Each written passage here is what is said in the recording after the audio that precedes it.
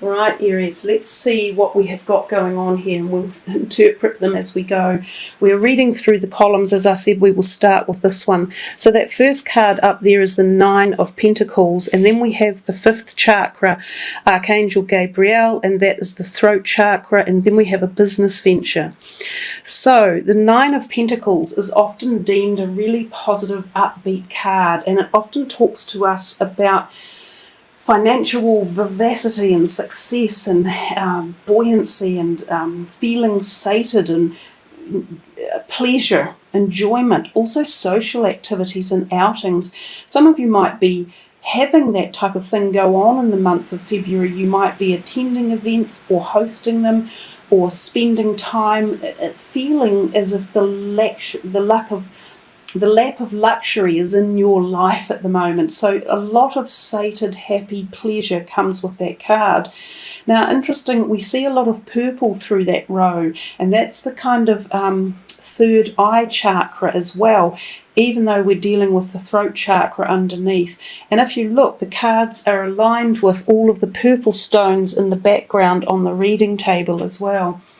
So given that this is about sort of successful feeling of vibration of money and socializing and things, and we see the fifth chakra with Archangel Gabriel, it feels as though communication might be on the cards as well. So either talking and communicating with something about your money. And of course we come down here to a business venture.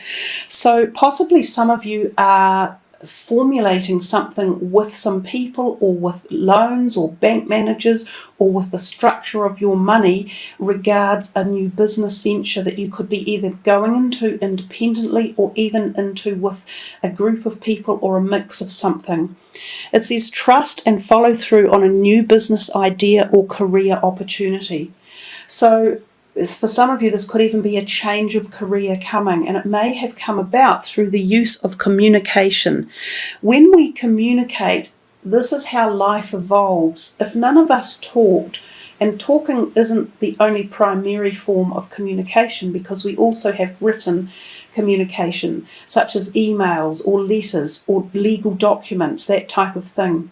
But if there was no communication, nothing would evolve. Nothing would have ever begun as in the human world. We would be living back in the day, in straw huts or caves, because it takes communication to have the thought process from that realm be brought into the physical realm and be turned into something physical.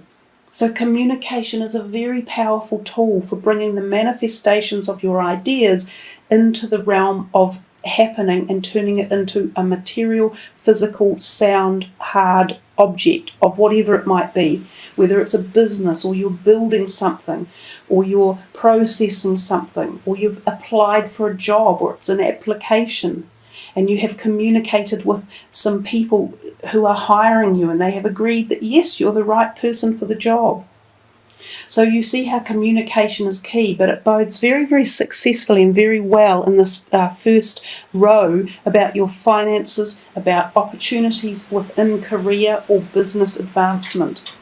And so just remember, the more you communicate, the more likely you will have an even more positive or successful chance of a good outcome. We come to this next row and we kind of have a dichotomy, complete opposite here of the first row. So you've got the Nine of Swords, which is a little bit about mental anxiety or tension or worry. It's also about insomnia, the inability to sleep, and the inability for the mind to slow down enough and relax. Now, this could be because you have a lot of worries on your mind, or you've got a lot of ideas going on and you can't quite decide what do I do or which way does this go. The card underneath is the second chakra, Archangel Ariel. Now, the second chakra is down in the sacral part of our body. So this is the part where our creative zone is as well. It's also the thighs, the hip, the back.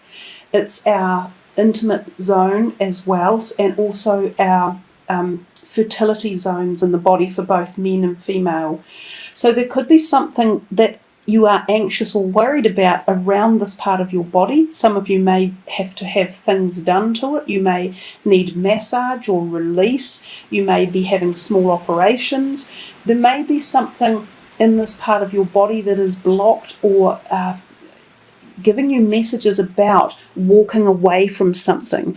So it's very much a gut instinct feeling as well. It's that whole orangey, lemony feeling in the cards, and it's that part of our body. If we learn to trust our gut instinct and listen to our bodies and listen to the messages that we receive through our mind when it's not full of fear or worry, we can often come to a more successful conclusion on a particular pathway that we're wanting answers with.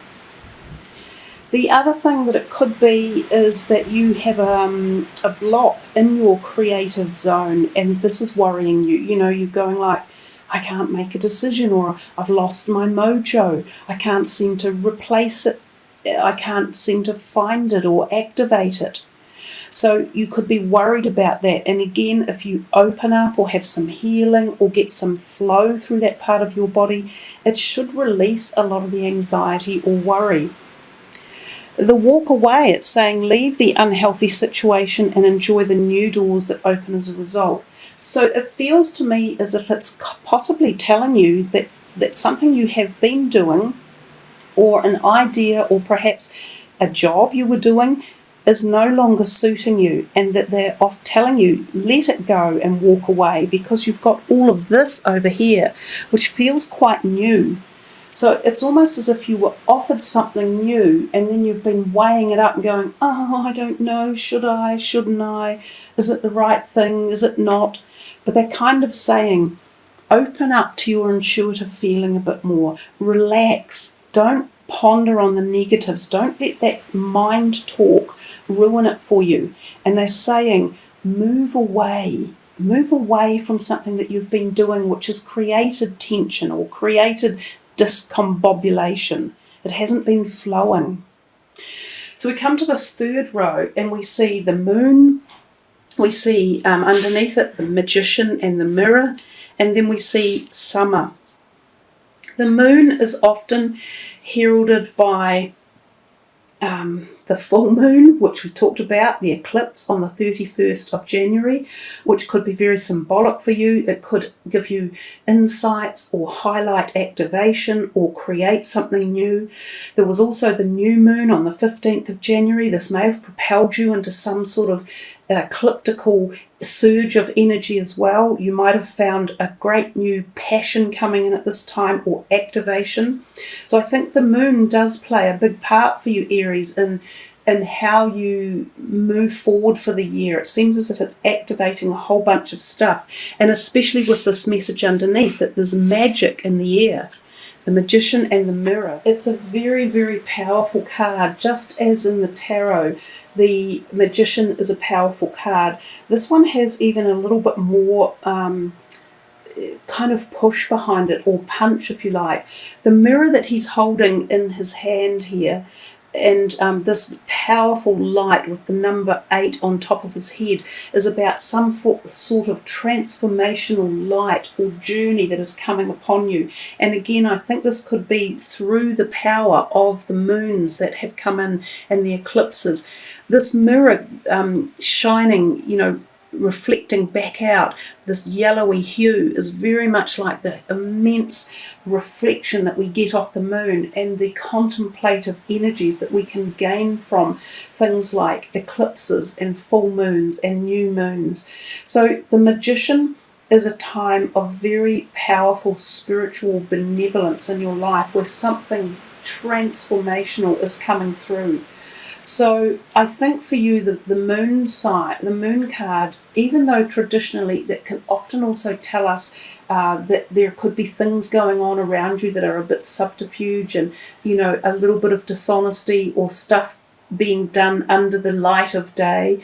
It can indicate transactions within business dealings that are a little bit corrupt or not favourable.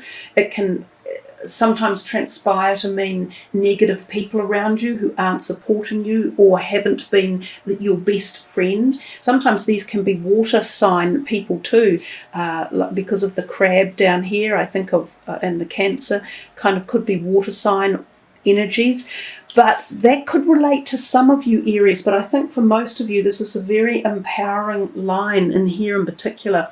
And it is saying that some amazing, magical, powerful transformations, like I said earlier, this is the year of deep personal reassessments, birth, death, and reincarnation. This is happening for you, Aries, and it feels as though it is starting to transmute right as early on in as February.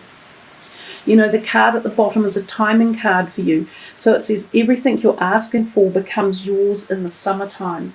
So for those of you in the Northern Hemisphere, your summer, of course, isn't until later in the year. So perhaps this is just the beginning of a birth of a whole surge of wild energy, which is what's going on outside my window at the moment.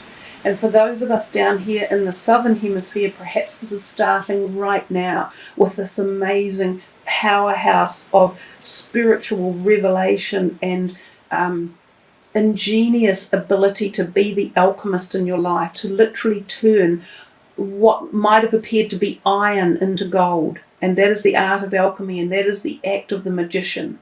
It is very, very powerful. And indeed, so too is the mirror reflection in it. It adds to the power, as does the Trinity 8 up here on the top of his head. So, yeah, really powerful line there for you to ponder upon and focus with and meditate with. We come to this last row here and we have the Queen of Pentacles, so often an earth sign person. We then have hostilities, and then we then have affirmations. So there's a possibility that this person could be in your life. It could be a new person coming in, or it could be someone you already know. It could be a family member who could be an older woman, and could be rising sign, earth sign, or sun, earth sign, rising, or moon. There could be some arguments around this person, or some sort of jealousy or issues that have been around. Normally they're quite affable, the earth sign people. They're not the most argumentative. Quite often they are normally more placid and more agreeable. They're quite often wonderful people to go to if you need a sounding board, or if you need some sort of good moral support. So possibly there's two options here. She's either there for you to go to about hostilities in your life. There could be someone around, which is what we set up here, of course, with the moon. So there could be someone around who is jealous or envious, or being negative in some way or another. It's interesting that it matches right here with the Magician. I feel as though there might be some people around you who are showing signs of negativity about what you're doing, or the changes you're making, or the power that you seem to have been able to accrue. So either you're going to her as a sounding board and she's a supportive friend and a helper, or she is part of the problem of the hostilities. So I think the moon still was passing off a little bit of that message that I said earlier. Just be careful around you.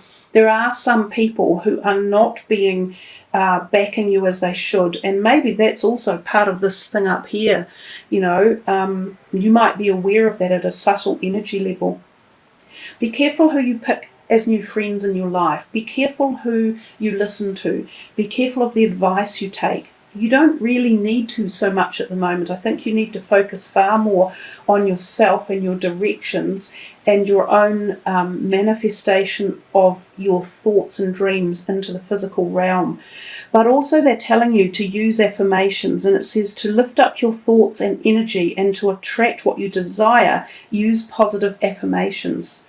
So rather than getting into fights or arguments with people, possibly this woman, possibly someone else, walk away.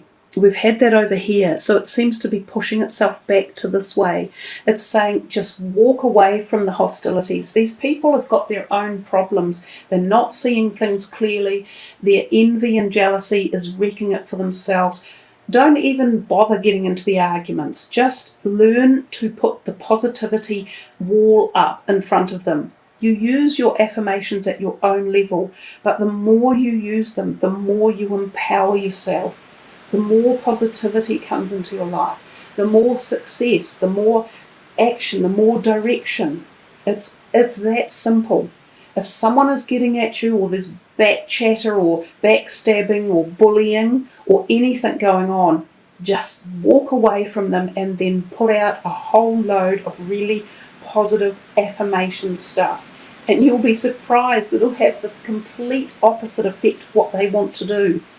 They'll be thinking, we'll take them down, we'll spread some rumours, we'll say some nasty stuff. It will be ineffective, completely ineffective when you take this response.